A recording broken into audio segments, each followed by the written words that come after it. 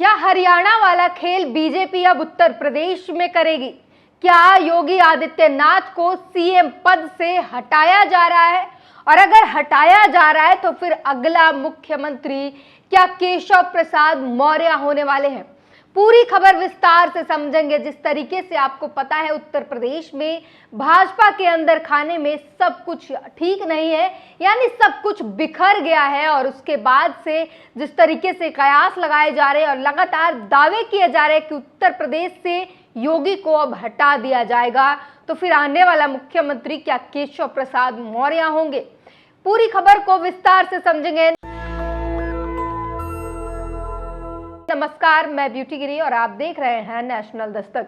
जी हां, आने वाले विधानसभा चुनाव को लेकर या फिर यूं कह ले कि लोकसभा चुनाव में जो रिजल्ट निकल कर आए हैं, उसके बाद उपचुनाव में जो भाजपा को कड़ी शिकस्त मिली है, इसके बाद से भाजपा के अंदर खाने में घमासान मचा हुआ है। ना सिर्फ घमासान बल्कि भगदड़ की स्थिति है और इधर उधर की सारी स्थितियां जो है वो बिगड़ चुकी है। उनके कार्यकर्ता खुश नहीं है, नेता अलग अलग आकर अलग अलग बयान दे रहे हैं और साफ पता चलता है कि भाजपा के अंदर किस तरीके से मतभेद, मनमुटाव ना है सिर्फ, बल्कि पार्टी टूटने की कगार पर हो, ऐसी स्थिति बनते हुए दिखाई दे रही है।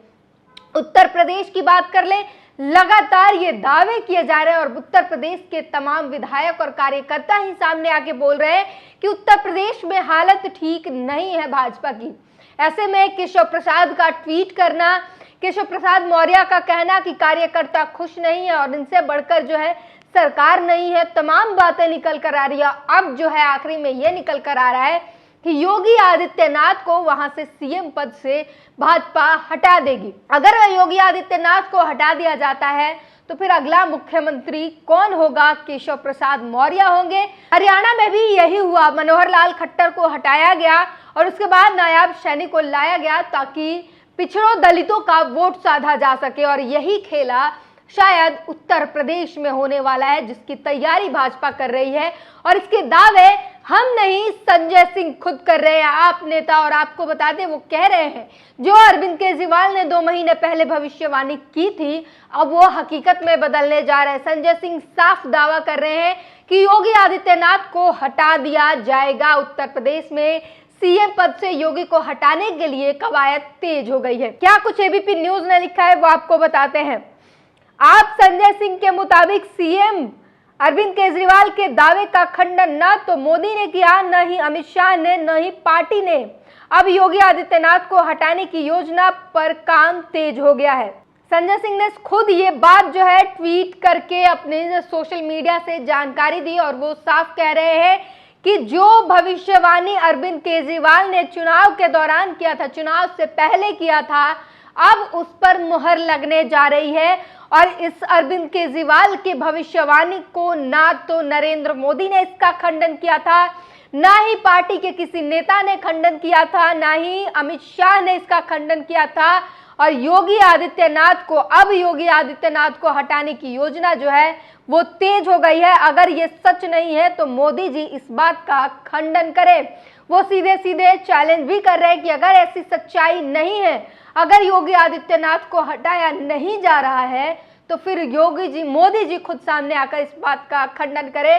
संजय सिंह इस बात का दावा कर रहे हैं। वहीं एक और यूजर है, उत्तर प्रदेश के मुख्यमंत्री योगी आदित्यनाथ जी को क्या मुख्यमंत्री पद से हटाया जा सकता है? जानकार लोग बताए। लगातार सोशल मीडिया पर योगी आदित्यनाथ ट्रेंड कर रहे हैं और यही बातें चल रही है कि बुलडोजर बाबा का समय अब खत्म हो चुका है। अब बुलडोजर बाबा नहीं चलने वाले हैं और कयास ये भी लगाई जा रही है, एक उम्मीद भी कह लीजिए, ये भी लगाए जा रहे हैं कि आने वाले समय में अगर योगी आदित्यनाथ हटते हैं तो केशव प्रसाद मौर्य का नाम प्रस्ताव में दे दिया जा सकता है, उनका नाम प्रस्तावित हो सकता है और योगी के बाद उनका नंबर हो सकता है, यानी उत्तर प्रदेश के आने वाले मुख्यमंत्री केशव प्रसाद मौर्य हो सकते हैं। ये लगातार लोग सोशल मीडिया पर कयास लगा रहे हैं, उम्मीद लगा रहे हैं। अखिलेश यादव की बात कर ले, उन्होंने भी बड़ा ट्वीट किया और लगातार इस पर नजर बनाए हुए और लगातार घेरे में ले रहे हैं। क्या कुछ लिख रहे हैं? भाजपा सरकार ने उपचुनाव में हार के डर से शिक्षकों की डिजिटल अटेंडेंस व लखनऊ में पंतनगर व इंद्रप्रस्थ के ध्वस्तीकरण का फरमान स्थगित किया है। इसे पूरी तरह से निरस्त होना चाहिए। भाजपा का असली चेहरा शिक्षकों व आम जनता के सामने आ गया है। शिक्षक व आम जनता भाजपा को उपचुनाव ही नहीं, अगला हर चुनाव हराएगी। जनता ने भाजपा सरकार की मनमानी के बुलडोजर के ऊपर जनशक्ति का बुलडोजर चला दिया है। तो लगातार जिस तरीके से बीजेपी के नेता ही कह रहे हैं कि उत्तर प्रदेश में बीजेपी की हालत ठीक नहीं है और आने वाले चुनाव में वो हार की स्थिति में दिख रहे हैं, सरकार बनती हुई नहीं दिख रही है। और उसके बाद अखिलेश यादव कह रहे हैं कि ये मनमाना जो सरकार थी उस पर जो है जनता ने जनशक्ति का बुलडोजर चला दिया है। अंदर खाने में जो घमासान बचा हुआ है उस पर अखिलेश यादव लिखते हैं, भाजपा की कुर्सी की लड़ाई की गर्मी में उत्तर प्रदेश में शासन प्रशासन ठंडे बस्ते में चला गया है। तोड़ फोड़ की राजनीति का जो काम भाजपा दूसरे दलों में करती थी, अब वही काम वो अपने दलों के अंदर कर रही है। इसीलिए भाजपा अंदरूनी झगड़ों के दलदल में धंसती जा रही है। जनता के बारे में सोचने वाला भाजपा में कोई नहीं है। तो अखिलेश यादव लगातार बड़े ट्वीट कर रहे हैं और बता रहे हैं कि उत्तर प्रदेश में भाजपा की हालत क्या है और भाजपा के अंदरूनी झगड़े के कारण वहां पर जनता पर किस तरीके से असर हो रहा है, इस पर भी बात कर रहे हैं। और देर रात जो है बैठक हुई है। सीएम योगी ने कल बीजेपी कोटे के मंत्रियों की बुलाई बैठक। तो ये 13 घंटे पहले की खबर है, न्यूज़ 24 ने छापा है। न्यूज़ 24 ने ट्वीट किया है जिसमें बताते हैं कि कोटे की मंत्रियों को बुलाई गई और बड़ी बैठक की गई है। तो उत्तर प्रदेश में कुछ तो बड़ा खेला होने वाला है और कुछ उथल पुथल जो है उसकी जो गर्मी है वो अभी दिखाई दे रही है। जो हलचल है वो साफ बाहर निकल कर आ चुका है। भाजपा उस पर कितने भी पर्दे डाले वो छुप नहीं रहा है। और उत्तर प्रदेश में जो घमासान है, पार्टी के अंदर खाने में जो चल रहा है, भगदड़ मचा हुआ है, वो अब बाहर निकल कर आ गया है। चंद्रशेखर आजाद ने बड़ा ट्वीट किया है। 250 घरों को बुलडोज किया जा रहा है, उस पर जो है उन्होंने आवाज उठाई है। देश की राजधानी दिल्ली के सिविल लाइन के खैबर पास में वाल्मीकि समाज के 250 से ज्यादा घर हैं और ये 80-80 साल पुराने हैं। एक वाल्मीकि मंदिर भी बना हुआ है। 4 महीने पहले का नोटिस आज दिखाकर 250 मकानों को जमींदोज किया जा रहा है। पीएम नरेंद्र मोदी बताएं आखिर ये लोग जाएं तो जाएं कहां? केंद्र सरकार को घर खाली करने से पहले लोगों को नए घर मुहैया कराने चाहिए थे। आखिर कब तक हमारे लोग के कच्चे पक्के आशियानों को उजाड़ा जाता रहेगा? साथ ही ये मांगे भी करता हूं कि बुलडोजर की कार्रवाई को तुरंत रुकवा दिया जाए। तो ये चंद्रशेखर आजाद ने बड़ा ट्वीट किया और केंद्र सरकार से, नरेंद्र मोदी से सीधे सीधे सवाल कर रहे हैं कि आखिर वो लोग जिनके घरों को जमींदोज किया जा रहा है वो आखिर अब जाएं तो जाएं कहां? 250 घर है, यानी एक एक घर में अगर सोच लीजिए 4-5 लोग रहते होंगे तो कितनी बड़ी संख्या में लोग बेघर हो रहे हैं। और ये आखिर लोग जाए कहां? लगातार जो है चंद्रशेखर जनता की आवाज उठा रहे, जमीन पर दिख रहे हैं, निरीक्षण करते हुए दिखते हैं, सरकारों को पत्र लिख रहे हैं और अब नरेंद्र मोदी को सीधे सीधे पूछ रहे हैं कि ये जो बेघर लोग हैं वो कहां जाएंगे? इनके घरों को जमींदोज करने से पहले आपकी जिम्मेदारी थी कि इन्हें कुछ अलग घर मुहैया कराई जाए जहां पर ये रह सके।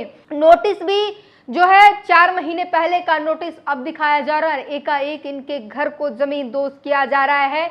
मांग कर रहे हैं चंद्रशेखर आजाद की इसे तुरंत रुकवाई जाए, बुलडोजर की कार्रवाई को तुरंत रुकवा दी जाए। और ये सचिन गुप्ता ने बड़ा ट्वीट किया है, लिखते हैं अजमेर दरगाह के बाहर कथित तौर पर सर तन से जुदा वाले नारे के मामले में कोर्ट ने आज सभी 6 लोगों को बरी कर दिया है। तो वो सभी 6 लोगों के नाम भी दिए हैं जिन्हें गिरफ्तार किया गया था, उन्हें कोर्ट ने अब बरी कर दिया है। प्रकाश यादव ने बड़ा ट्वीट किया है, लिखते हैं भाजपा सरकार में आयोगों की स्थिति, उत्तर प्रदेश के विभिन्न आयोगों में 82% पदों पर सवर्णों का कब्जा है, इसीलिए इन आयोगों द्वारा आरक्षण घोटाला करना आसान है। उत्तर प्रदेश अधीनस्थ सेवा चयन आयोग में 83% पदों पर सवर्ण का कब्जा है, इसीलिए इस आयोग से निकलने वाली भर्तियों में 27% ओबीसी आरक्षण का 10% के भीतर ही निपटा दिया जाता है। लेकिन इस पर न मीडिया अपनी जुबान खोलती है और न ही पिछड़ी जातियों के वे छात्र और अभिभावक जो दूसरी पिछड़ी जातियों से जलन और ईर्ष्या रखते हैं।